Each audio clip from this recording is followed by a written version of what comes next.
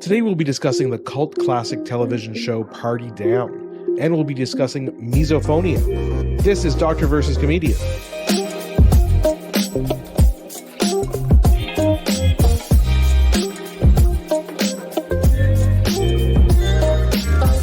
I'm Dr. Asif Doja, and this is the Doctor of Laughs. Not a real doctor. Ali Hassan. Every episode I pick a topic for Ali from comedy and entertainment, and I question him about it. Then Ali picks a topic from medicine and health and grills me on that topic. Today we'll be discussing the revival of the cult classic television show Party Down, and Ali will discuss his behind-the-scenes experiences with catering in entertainment. And then we'll be discussing Misophonia. Misophonia. Listen, I had to get one of those out. I don't know what that is, so I'm excited. I mean, I know vaguely what it is, but I assume most people don't. So I will operate as your eyes and ears this particular day. And I'm excited to talk about Party Down as well. This has been a long time coming, actually, this conversation. Yeah. But before we do that, we get listener emails, which we love. We get a lot of back and forth. Some of it is worthy of reading because it's a little bit meatier. Some of it is just, nice complimentary stuff, which we always appreciate. We did get, this is a few weeks back when we were talking about The Last of Us, which is a fantastic show on HBO. If you haven't watched it yet, get on it. We got a message from a listener in Canmore, Alberta. Should I read this, Asif? I'll read this part. I listen to most of your podcasts with gusto. I like that. There's a bit of disappointment. She says, I'm from Canmore, Alberta. I was dismayed at your total lack of knowledge when discussing the location of filming The Last of Us. Now, listen, if you're going to be dismayed at lack of knowledge, you're going to be dismayed a lot with us. We have a total lack of knowledge in a lot of areas, particularly the location of filming. We're going to talk about Party Down. I don't know where they filmed that. So that happens from time to time. She did want to remind us that Toronto is not the center of the universe. And believe me, we don't need that reminder. I'm from Montreal and Asif is from Ottawa. Yeah, I mean, we really actually secretly and not so secretly hate Toronto, guys. Like, I don't know what to say. don't let the secret out. But anyway, the contribution here was that our discussion could have, and maybe should have, embraced these locations: Edmonton Capitol Buildings, Main Street in Canmore, plus other nearby mountain locations, High River, which was wiped out by the 2013 flood in a major way. Now, look, we don't know about this stuff, and I'll be quite honest with you, if we were to do the episode again, we still may not discuss these, so we're happy you wrote in. We're happy you illustrated these things, and I think it's probably a source of great pride for the city of Canmore to have something that's so celebrated be filmed locally. So thanks for letting us know about it, and I'm happy we get the opportunity to mention it. Yeah, and I agree with you. Hopefully we'll draw more attention to Alberta and people visiting Alberta, because really when you watch that show, it's filmed amazingly well. Some of the vistas there, it's not CGI. These are real landmarks and sites that you can see in Alberta. So thank you very much, Patricia, for the message. Usually a lot of Westerns, from my very limited knowledge, as we've discussed, of where things are filmed. I do know because some of my friends in Alberta will be, extra roles or smaller roles, and it's usually Westerns. Right? You get a little bit of that desert-like, what is it called? The boll weevil? Not boll weevils. What are those called? Those things that roll in the wind? Tumbleweeds. Oh my Tumbleweeds, God. the boll weevil. Woo! Total lack of knowledge. All right, exactly. Let's get started.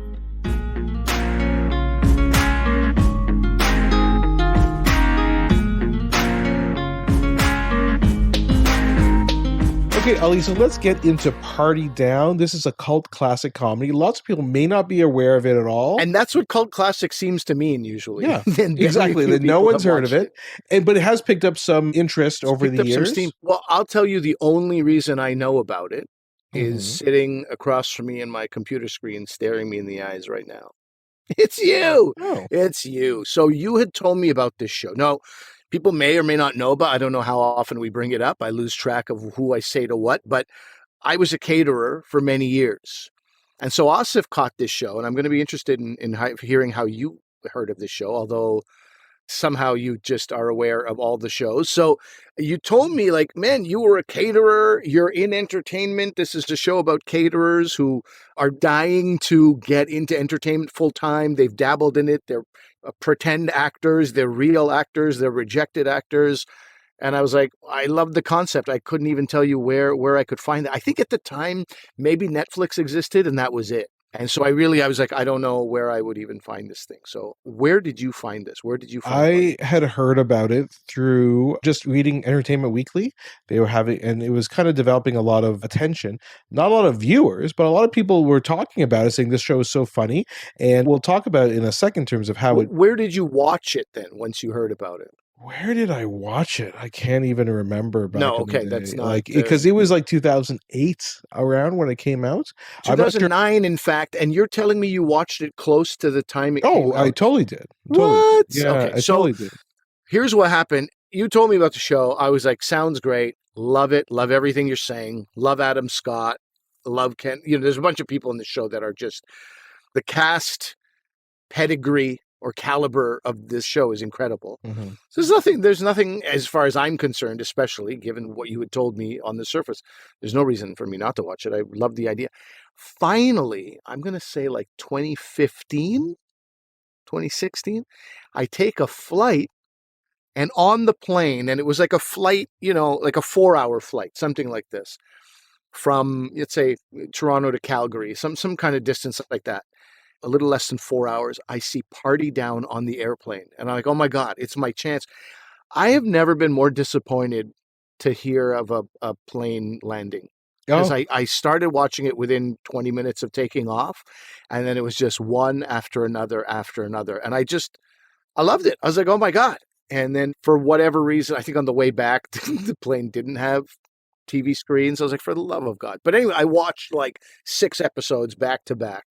And I think it was 19, 20 that were released. There was 2 seasons. I believe it was 10 episodes each season. I would have watched all of them if they were there and if I had the time.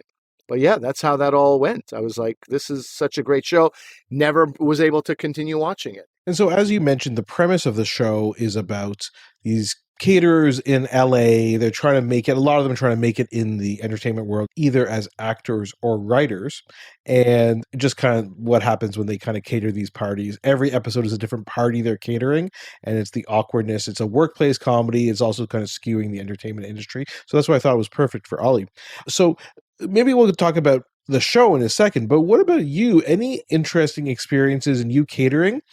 I'm especially interested in when you were trying to get into comedy, trying to get into the entertainment business, and you were on the other side. I mean, there's a few things that come to mind here. Number one, a catering job is ideal for somebody who needs to like go to auditions. And the idea is for a lot of these actors and hopeful wannabe actors, however you want to say it, they're like, I just need to do something for now. This is not my career. So the transient nature of catering is great. The fact that, parties are usually held on weekend nights, that's great. Your auditions are in the day. So you could be a server as well in a restaurant, but sometimes you're like, oh my God, I got to audition tomorrow. Can somebody take my shift? There's a lot of scrambling. Whereas these parties that are on weekends, Mhm. it's actually perfect work. So it goes really, it's a great storyline, and it works really well for a person's life. I was doing comedy, and comedy and catering do not work as well with each other. And so what would happen I used to run a restaurant with a friend of mine. I'd have to get somebody to take my shift in the restaurant, and there's big catering gig, and then I got to go there and leave another, void in the restaurant if they get busy in the restaurant. It was a 2-person restaurant. It was myself and my buddy Nanta. That was it. And sometimes we'd have a server.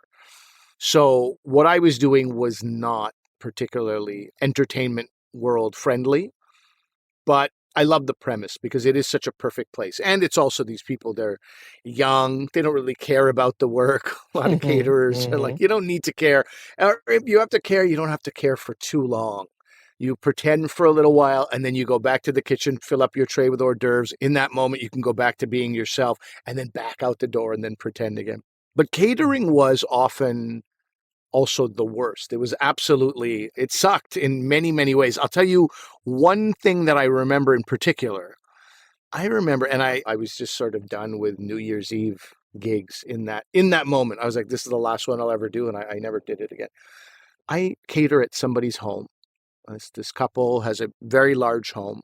They hire me to cater. I have a staff of 2 with me.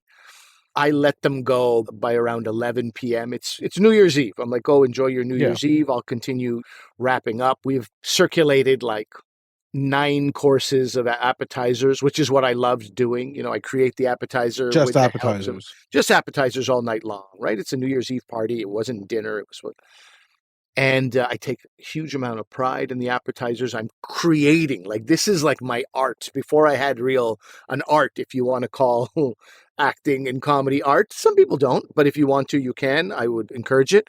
But this was my art previously. This was my creative outlet. And I took a lot of pride in it. And it's like best friends, like 20 people who just absolutely love each other. They're laughing and enjoying themselves all night.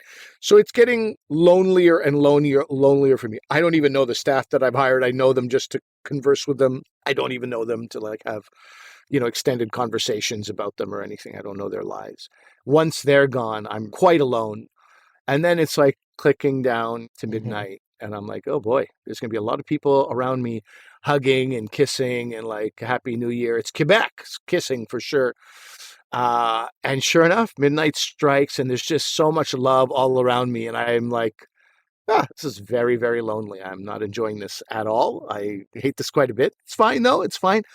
And then around 12:10, after 10 minutes of like intense hugging and singing, Auld Lang Syne and God knows what, the woman who hired me, the owner of the home, is like, Ali.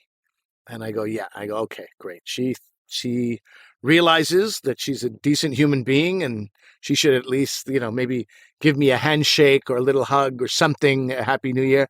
She goes, Ali. I go, yeah. She goes, a lot of people were drinking downstairs earlier, so there's a lot of beer bottles everywhere. Can you go and pick up those beer bottles? Number one, you're a jerk. Number two, that's not what I'm here for. You hired me to cater. There's no, the contract says nothing about, cleaning up the basement. I'll leave the kitchen spotless, cleaner than I found it. But I'm not picking up people's beer bottles. Did I do it? Of course I did, because I hadn't talked to her about that. And it's fresh out of New Year's. It's not time to be like, I don't do that. You know what I mean? The vibe is too good. I did mention it later when it was time to be paid. But anyway, I was just like, this is I couldn't feel low. It just doesn't pay enough to justify all that. Right. So that is kind of the vibe. And I'll tell you another story. Dan Bingham is a buddy of mine who used to be a comedian, stayed at your home, Asif, once when we were a younger broker. Yeah, and unbeknownst to me, he just broke into my house and stayed here. So it was a bit weird. True. He was Dan, Iman, myself, and we were there. And he was doing catering. And he went to acting school with a girl who was there at this party. And he's about to go and say hi to her. This is his classmate and friend for a few years. And he sees that she's talking to all these executives. And, I don't know if it was just for laughs. It was some big corporation that's well known. And he is picking up ashtrays. He's doing the dirtiest work imaginable on the floor. And he's like, I cannot go see her with this tray full of ashtrays, full of cigarette butts. I just will not go see her. So she didn't even know he was there. Oh, wow. But he was like, I'm going to get out of catering. I can't be I went to film school with that person. I should be doing what she's doing. I should be meeting people. I should be connecting with people. I should be at parties. I should be somewhere where I'm doing what I love doing. And I should be, celebrated in some way for it, or at least on my way. And that was the last time. Something about a dirty ashtray in front of his face. Something about a woman saying, go downstairs and collect the beer bottles. And you have those moments regularly as a caterer. You're constantly being belittled or devalued as a human being in some way or the other. So it sucks pretty good. I'll tell you that. So, but then did you have experiences on movie, TV, music video sets? Especially if you're like, I would love to be on the other side, or maybe the opposite, where you got more acting gigs or whatever because you were the caterer. Does that ever happen? That's what I think people want, but I don't know how often that occurs. Oh, that doesn't happen. No. I'd be interested to hear if that ever happened to anybody, but that's not a thing. I used to do some videos. I was at the craft table, which is the worst thing you can possibly do. Yeah, you had mentioned that before, how you have a finite amount of money for the crafts, and then you end up losing money. You said I end up losing money because I want to make people. I want to make good food, but most people just have granola bars and like peanut butter and bread, Yeah. and that's it. But yeah, no, you got to get out of it really as quickly as possible. I mean, my goal was, even when I was doing like music videos, it's like $12 a head, which I had to fight for. He was like $10. I was like, oh man, can we make it 12? He's like, maybe I could do 11. I go, man, 12. Please, if there's 24 people on a video set, it's not even $300, man. My groceries cost me $150. It's all my time and prep. You're killing me here. And I remember when I asked him, I said, hey man, what about like the bigger stars? Like, so Corneille is this huge French artist at the time. What about Corneille? Or man, what about Celine Dion? I said half jokingly, and he just laughed at me. He goes, dude, they bring their own caterers. You can stop dreaming about that. And then I was like, well, then that's who I got to be. Like, I wanted to be a caterer towards people who, like, in my mind, would appreciate the food that I'm making. Would they? I don't know. I don't know why I think they would or wouldn't. They may actually not appreciate me as a human being either, regardless of what level. I think what I wanted was just to get paid a normal, livable amount of money. So yeah, I don't think you make any particular connections with guests, but you do have one of the leads, Henry, in Party Down, who's played by Adam Scott, has this great line where he says, I'm making a living being an extra in other people's lives. That's Mhm. what you are. Like, nobody talks to the extras. When you're on a movie set, you don't talk to the extras. When you're a version of an extra, nobody talks, or at least that's the general thing. Extras don't really get the recognition. And when I've been on sets, the crew works hard to keep extras away from the actors. And then once in a while, one guy will sneak in and just start talking your ear off about a script he's writing. And then you're like, that's why they keep them away. I don't agree with the separation. And then you meet somebody who really monopolizes your time, and you're like, I have to go for lunch. And yeah. Just one more thing. What's your phone number? I'm like, what's your phone? But I don't even know. So there are some people in that extra world trying desperately to crack into Yeah. entertainment, but it's never a good scene. So what you have is your community. What I'm Yeah. getting at is That's what you right. have is your community of other caterers. You can commiserate, you can show off, you can feel jealous, envious of them, but they're your people. And that is a great representation in Party Down. Well, I'll tell you a very brief story. This is my only brush with this catering aspect. So I don't even know how I got involved in this. So my friend Ed, when I was living in Toronto, he's my buddy who's was also in Toronto, and he's like, "Hey, there's this opportunity where we can volunteer at Norman Jewison." So Norman Jewison is a very famous Canadian director. About He has a 100 years old right now. Did you know that? yeah. He's I think he's just shy of 100. He's almost 100. Yeah. Unbelievable. Yeah. So he has a barbecue at the Toronto International Film Fest every year, not sponsored, maybe associated with TIFF, which is the name of the film festival, but he kind of does it on his own. It's known as the Norman Jewison barbecue. I'm like, oh my gosh, we can go there and hobnob with celebrities. This is awesome. Okay. So I went with Ed and I think his girlfriend and her friend also. So there's like four of us. Okay. So we show up there and the two women, they're like, we got a perfect job for you two. There was like a tent that was set up to give away these free energy drinks, right? It was kind of like a sponsor of the barbecue. And they're like, yeah, just you guys just go behind here, give them out. Hey, you want to try a free energy drink? And give them out. Perfect. So they get to hobnob with everybody. Everybody's friendly to them. Oh, that's great. Chatting with them. And me and Ed are like, perfect. What do you guys want us to do? Like, well, your job is to mainly go get the ice from the trucks there and bring it to each of the different stalls where they're serving drinks. That's it, back and forth. And you got to do that for 3 hours. I'm not a supporter of classism on paper, but you tell me what it would look like if your hobnobbing plans, you were like, I'm doing it. So you've got ice bucket in one hand, and you're like, hey, you're Norman Jewison, right? Yeah, very interesting story. I wanted to tell you about something. And hey, do you want to try an energy drink? I know some people who may make your heart stop, but worth trying. Like that person, Norman Jewison would be like, can somebody get this person away from me? Like it's understood, and this is part of the problem, or yeah, it's a part of the challenge of this industry, and it's very much addressed in Party Down. It's like, you are there at these parties, at these events, to talk to other people who can help you, and less so who you can help. It's one of those two things. but you're only helping them so that they can maybe help you in some way. And at the very least, you'll help them in the sense that you'll produce their movie, but it still gives you a producer credit. You're talking about the people who attend the parties. You're not talking about the I'm talking about guests. Yeah, So exactly. what I'm talking about is caterers play no role in no role. Exactly. You're not helping anybody other than getting them their drink or their ice or That's their free it. energy drink. Totally true. Yeah, I mean, I know. And in my bare exposure to the entertainment industry, mainly through you, it is a bit kind of this networking is the positive way to say it. Being a leech off other people is another way to say it, perhaps. But anyway, so all this to say, yeah, it was quite an experience. I was like, okay, I really am nothing here. And I only saw one. And that's the craziest part, especially in Toronto. Ali, you've been to many of these functions, I'm sure, in Toronto. Not a lot of actual celebrities there. And I'm like, I don't know who any of you people are. I'm sure the guest attendee, oh, that's a producer for Alliance Atlantis Films or whatever, or CBC producer. But for me, I'm like, I don't know who any of these people are. I don't care who they are, except for one celebrity who was there. I will give you a clue as to who they were. So, female singer. Very popular in the 90s with one basically album and one big hit. Alanis Morissette? No, Alana Miles. Yes. How did you know that? I just knew it. One poor Alana Miles. She's still no.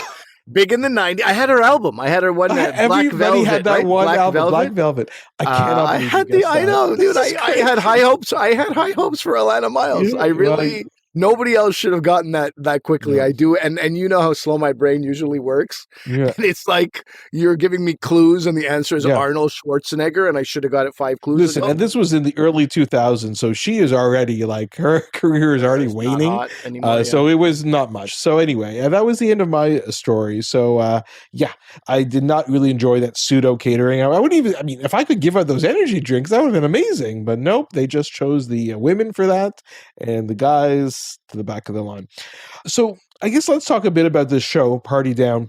Give a bit of background on people. I really suggest people watch it. It's created by Rob Thomas. He's not Rob Thomas from Matchbox 20, but Rob Thomas. Luckily, exactly. Not that I don't think that guy knows TV that well, to be honest. Yeah. So he created Veronica Mars. That's how people might know him. But so he's tried to get Party Down created before because he thought this was a very interesting milieu, this idea of catering, but he couldn't get it down. So actually he did Veronica Mars first, and then because of that success, it got Party Down made. He also did it with John Enborn and Dan Etheridge and a certain person named Paul Rudd. Have you heard of Paul Rudd? So he's good friends with all these guys, and they all 4 of them pitched it. And this is the time that Paul Rudd is now ascending, 40-year-old virgin and Anchorman. Yeah. And so he's ascending here in the celebrity stratosphere.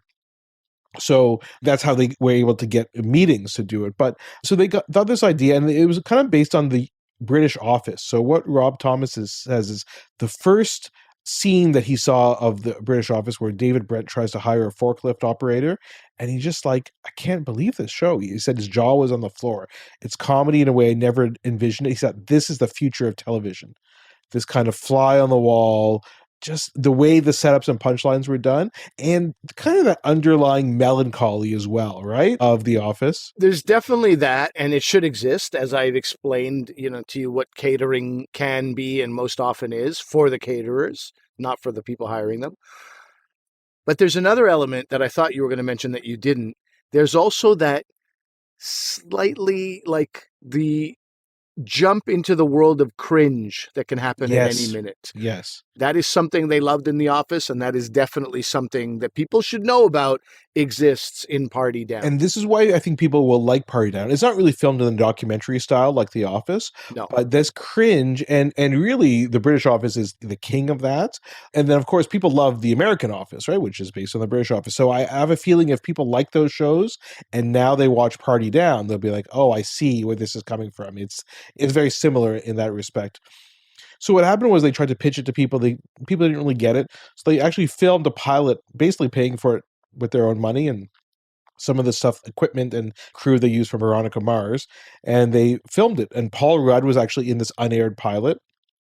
Lizzie Kaplan wasn't. She was played by somebody else. And then she was cast in the show. And they tried to get HBO to do it. They said, nope. Showtime, Nope, Comedy Central, and then finally Stars, this network in the U.S., was trying to get more into comedy and original programming. So that's how it was picked up.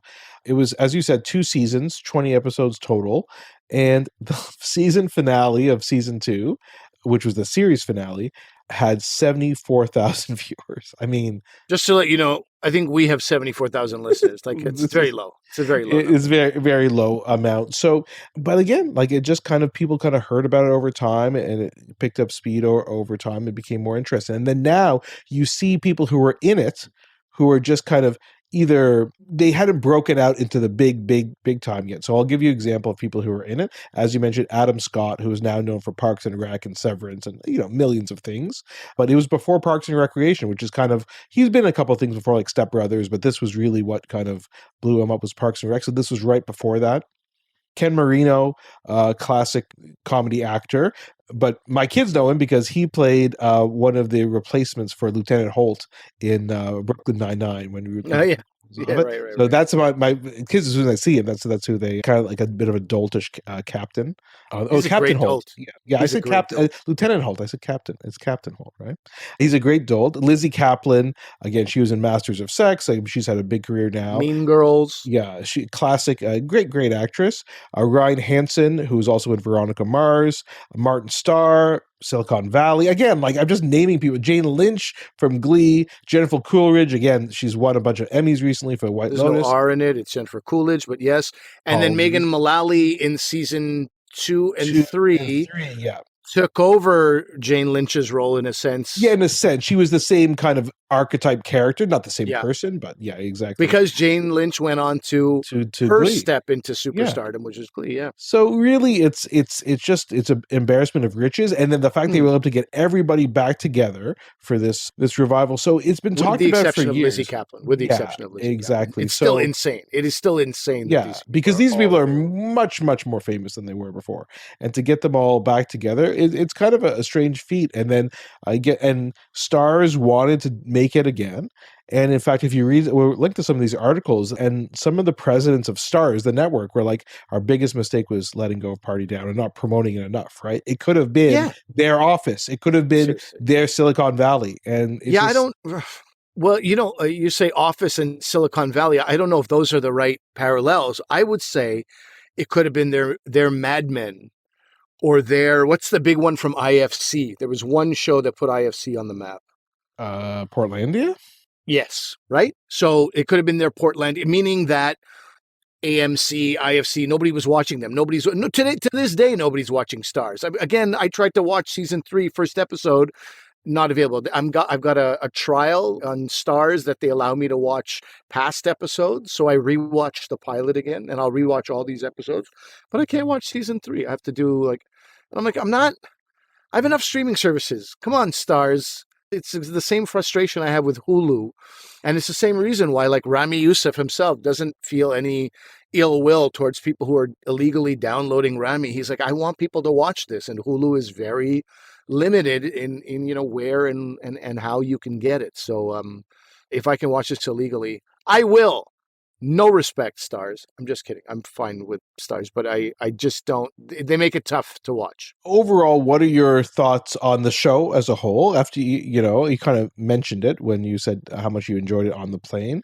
I mean, look, for me personally, the idea of this whole world is amazing already. They're doing self-tapes with each other and like practicing for their auditions, and it's similar to some of the other shows we've seen with like these sketch comedy actors who are together. I can't remember the name, with Mike Birbiglia's show there. And it's like, you want the best for all your friends. And then one of them really succeeds. And then it's like this kind of envy, jealousy, ill will towards them succeeding. Like Martin Starr's, his character is like an archetype where he's like, I'm so much smarter than all these stupid LA writers. Nobody understands me. I'm like a misunderstood person. Meanwhile, you're booking this surfer dude moron here. Like there's a lot of that happens too. And I just thought it couldn't be truer to life. So as far as actually, of course they turn on the comedy really high. But as far as like conceptually, I thought it's such a great concept. and the actors are fantastic. The storylines are fantastic. And there was one thing Paul Rudd said that I really enjoyed. He said this in an interview that, speaking of LA in particular, it's a place where everyone kind of goes to start something, right? So whether it's directing or acting or writing or music, whatever it is, no matter who you meet, there's an undercurrent of, can this person help me in some way? So it's a very unnatural way to form friendships. So when you find these type of friendships, like when you meet somebody when you're a caterer and they're a caterer, or a cater waiter, I should say, I'm giving them too much respect as caterer. When you meet somebody, he's like, you really hold on to those friendships, right? Because you meet them in your most authentic way.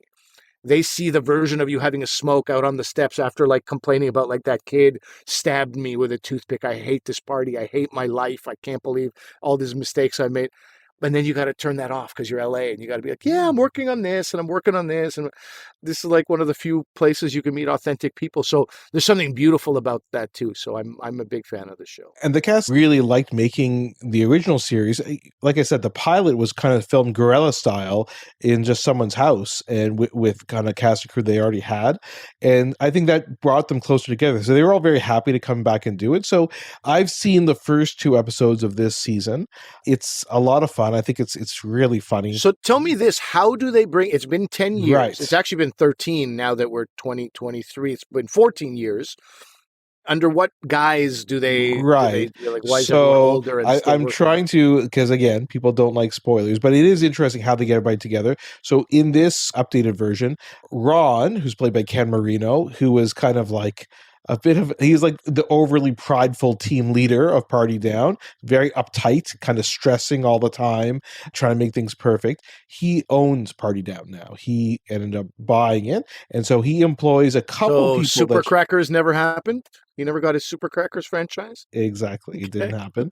So he employs a few of people. Most other people have gone on, some of them to success, some of them not to success. And one of them, Kyle, who's played by Ryan Hansen, he got a role in a blockbuster series, like a Marvel type series. He got a role in that, and it's the party to celebrate him getting the role, and he decided to hire Party Down, and everybody kind of comes back. And I won't ruin anything else in terms of what ensues out of there, but they do create it. There's also a great kind of stinger at the very end about when this is actually taking place. Okay, you're getting into ruining territory. I will not ruin. So it is definitely a lot of fun.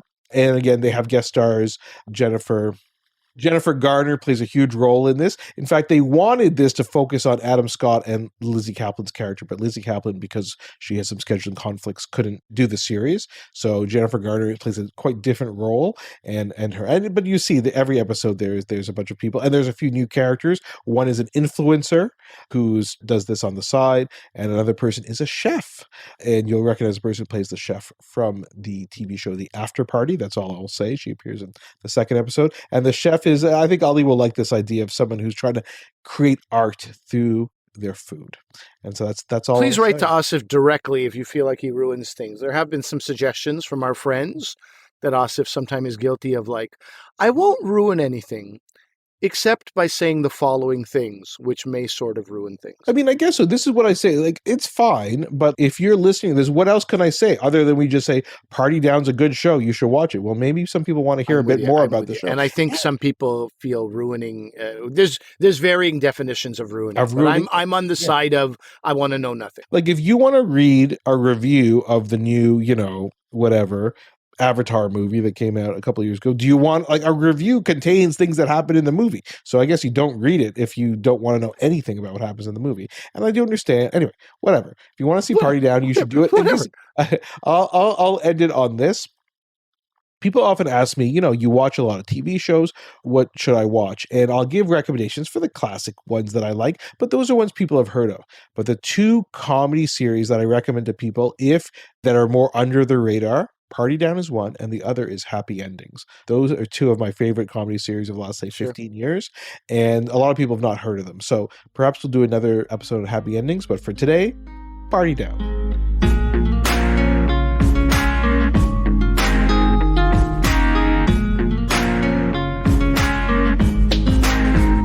All right, Asif, Misophonia, which sounds like some kind of imposter syndrome, but it isn't because of the word phony. Get it? See it? Do you see it? I do. Let me just dive right into the first thing because I think it is uncommon enough that everyone will share this question. What is misophonia? True. And I think there's going to be two categories of people who've never heard of this or people who've heard about it and want to know more about it. Because if you have it or you know someone who has it, it occupies people's minds a lot, especially people who have it. So misophonia literally means hatred of sound. Okay. So it's when you have these sounds, noises that particularly bother you. Now, already some authors are like, actually doesn't have to be sounds. It can be other things other than sounds. It could be touching something or smelling something, or so it doesn't have to be sound, but it usually is sound. Okay, and just to be clear, hatred, not a phobia. It doesn't encompass. Well, yes, but you'll see it's more complicated. But very good question. We don't know if it's neurologic or psychologic. For behavioral disorder, people don't know what happens. So basically, you get an intense emotional response produced because of intolerance to a specific auditory or stimuli, so something you hear.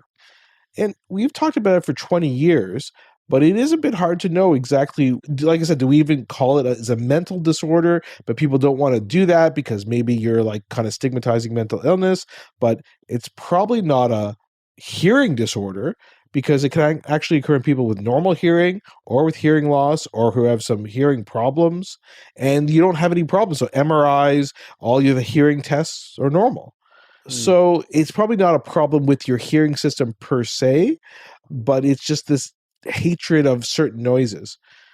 So maybe it's easier if I give you some examples. So the classic ones, because I think I'm being a bit obtuse here. I agree with classic one is chewing. That is by far the most one. Loud chewing, like people chewing with their mouth open. That is a classic one. It could be slurping, right? Soup. Why can't you eat soup quietly? Is there a problem? Anyway, I'm not saying I have it. Crunching food, nasal sounds, nasal breathing, sniffing, people always sniffing, throat clearing, but also machine-related sounds. So computer clacking, someone with long nails clacking on the keyboard, ticking of a clock, maybe certain clocks, right? A coffee maker, staplers, hair dryers. So mainly sounds. Like I said, it could be other things. Let's hold on here, okay? You've been going through all these. Let's talk about this. I had a roommate who used to chew with his mouth open. Yeah. We addressed it with him, and he said, I feel like it's another way of enjoying your food. Oh my God. Like the sound of the chewing. And I wanted to murder that idiot. Yeah. And it was incredibly annoying. Do I have misophonia? Listen. I hear people who breathe sometimes and there's a whistling noise that goes up their nose. I can't. My mother used to sniff a lot. Rather than blow her nose, she'd sniff about 350 times and then finally go blow her nose, unless I was over. And I'd be like, can you maybe, what about blowing your nose? What do you think about that? It would drive me to the point where I'm like, Mom, please blow your nose. I can't. This is ridiculous. Do I have a low level of it? Do I have a mild version? Perfect. See, I just knew I had to give you some examples, then you know what I was talking about. Yeah. So those sounds, first of all, that you gave some examples of are called triggering sounds, mesophonic stimuli, or mesophonic sounds. All those terms are used interchangeably. And it doesn't matter the decibel level. It's not only when they're loud, it could be at any time. Okay. Then you have a response to that, which is a mesophonic response. Okay. Your muscles getting tight, increased heart rate, a feeling of pressure in your chest, maybe anxiety, disgust, avoidance behavior. You have to leave the room, right, Ollie? I'm sure you had to do that. Oh, yeah. But the that number one, I did not see each other very much. Yeah. The number one emotional response, anger. Murder. Oh, anger. Yes. Yeah. See? Yes, murderous rage. Not literally murder, but the anger. Yeah, murderous rage. And the person who has it, you recognize that your response is abnormal and unwanted, uncontrolled, unacceptable in society. The absolute anger that you feel. So irritation and anger was, in one study, 60% of people was the most common mesophonic response. 30% had aggressive verbal behaviors, and 16.7% admitted physical aggression towards objects. So they take something and smash. That's always smashing a hairdryer over your knee. Yeah, exactly. So this anger makes people carry out these maladaptive behaviors. So arguing with people, telling them to stop, recurrently, repetitively, trying to escape from the situation. I think the other thing to remember is it's often tied into who or what elicits it. Because, again, you correct me if I'm wrong, Ali, sometimes it's not just anybody eating loudly, it's that particular person. Can be. And Yeah. so it is interesting. So that's basically what it is. And if you look at how common it is, which I think was probably going to be one of your questions, and it has to do with your question about, well, what do I have, a mild form or severe form? Some studies say 20% of the population has it. Okay. That was from a study of 500 college students in Florida. 20% of those college students said that they have it. But a follow-up study that replicated the methodology but only looked at moderate and severe cases found about 6%. So in other words, a lot of people, a fifth of people may have mesophonic symptoms, okay? But severe means it's actively interfering with your life and impairing your ability to carry on a normal day. It is about 6%. Let me ask you this, and you may or may not have the answer. I've been listening very carefully to things you talked about, the chewing, even maybe breathing, whatever, crying, this kind of stuff. These are things that I get. What about, this doesn't speak well of me, but I'll admit it anyway. My father was trying to set me up with somebody, his buddy's daughter. I meet her, absolutely lovely. I heard her voice, and I was like, that I can't live the rest of my life with that voice. And I think I venture to guess that most people have heard a voice that they find like just irritable, and it's nothing that person is doing wrong. It is just their voice. And you're like, oh, I'm not sure I could live my life with that person, never mind spend a weekend with that person. That voice is very grating on my ears. That doesn't seem to be here with misophonia. Why is that? Yeah, I don't know how often, like, someone's voice, it may be more a certain phrase they say. It's usually more sounds than the voice itself. Okay. But I'm sure there are examples of voice. Like, I don't have misophonia, so I don't know, but I'm sure that there is. So I was going to originally ask what causes it, but I think a better question might be, why do some people have it and why do some people not have it? Yeah, and of course, the cause is unknown. It's been described for about 20 years in the scientific literature, but it's more in the psychology literature than the neurology literature. So I sometimes get referrals for, like, oh, can you see this patient as a neurology consultation for misophonia? I'm like, well, I don't see that. It's really more psychology. One of the things we know is it happens to occur more in people who have obsessive compulsive disorder or obsessive compulsive personality disorder. We did a whole episode on OCD, so I just remind people OCD is you have an obsession. To relieve that obsession, you do compulsion. Obsessive compulsive personality disorder are the people who love their house neat and tidy. Everything has to be in its place. And the difference often between those two, traditionally, what they used to say is one is egosyntonic and one's ego-dystonic. So what that means is the people, it's egosyntonic in the obsessive compulsive personality disorder. You like things being neat and clean. You like everything in its place. You're proud of your clean house.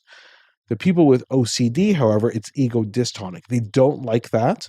It eats at them inside. They hate the fact that they have to do the compulsions, but they have to relieve the obsession. But both can be seen with it. So then a lot of people just say, this is just a type of obsessive compulsive disorder or obsessive compulsive personality disorder. That's all it is. You're obsessing about this particular noise, right? You can't get it out of your head. And it's also seen with anxiety, depression. In one study, the severity of their anxiety was associated with the severity of the mesophonic symptoms. But then there's other studies that say actually there's a very low rate of correlation. In the end, probably people say that there's a pure form of misophonia where you just have misophonia and that's it, and a second subgroup where it's occurring with a psychiatric disorder. So that's one possibility. The other thing you could ask is, well, what about the brain? Like, what is going on in the brain? So essentially, when you do what we call functional MRI studies, where you can look at the brain activity, we see that at rest and with non-aversive stimuli, so normal stimuli, your brain functions normally. I'm very much simplifying what they found.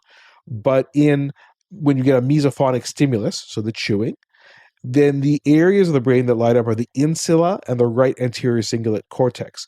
So these are kind of like important for selecting emotionally relevant information. So in other words, you're tying this more to emotion than you should. So you're not just simply stating a fact in your brain, oh, that person is chewing food. It's now generating an emotional response, right? Which makes sense. And there's a new study from last year done by someone in Newcastle University, Sukhbinder Kumar, who also found that it's a very interesting study. What happens is when they listen to misophonic sounds, they show activation in brain regions that control movements of the face, mouth, and throat. So somehow you're registering this chewing noise, this slurping sound. It is activating the emotional centers, but it's also activating your control of your chewing. It doesn't mean you're chewing, but those areas are lighting up. So it's some sort of like you're using these unusual pathways and mirroring almost in your brain what they're doing. So it's a very novel finding that came out about a year ago. So I'll link to the article. So again, it doesn't really help us in terms of finding exactly what's going on, but it does add another piece to the puzzle that there is something going in the brain in these patients, which is different than what's going on in other people.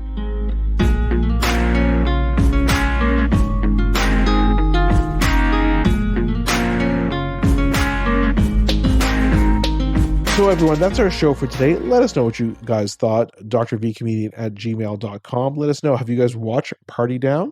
Did you guys like that? What about the spoilers? Are you really upset about my descriptions or not? I really want to hear about that. Dr. V Comedian on Twitter, Facebook, Instagram. We're everywhere. Not TikTok, but we've explained that previously. They won't have us. That's right. I'm willing to bet people listening today, if 1 out of 5 people have some level of misophonia, I'm willing to bet some people put a name to a thing that they're going through. So, and that's why I want to talk about it. Yeah, we've talked about a lot of on the podcast, a lot of well-established things, but this is kind of a newer thing. And I think the problem is I didn't get into this, kind of adding this on as a postscript. There's no set diagnostic criteria. Lots of groups argue about the diagnostic criteria because some people say it has to be sounds and other people say it doesn't have to be sounds. Until you have that, it's very hard to really identify cases, really identify severity, then do the trials. So there's still a lot of work to go with this. But I think, as you said, people are going to listen to this and say, I think I have that. Now, remember, is it interfering with your daily life? If it's not, it's probably nothing to worry about. If it is, then you may want to look into some of those things we talked about. But remember that although I'm a doctor, I'm not your doctor. Medical issues we talk about are for your interest and information only, and they're not medical advice. Please consult your medical professionals for actual medical advice. Thanks for listening. Bye.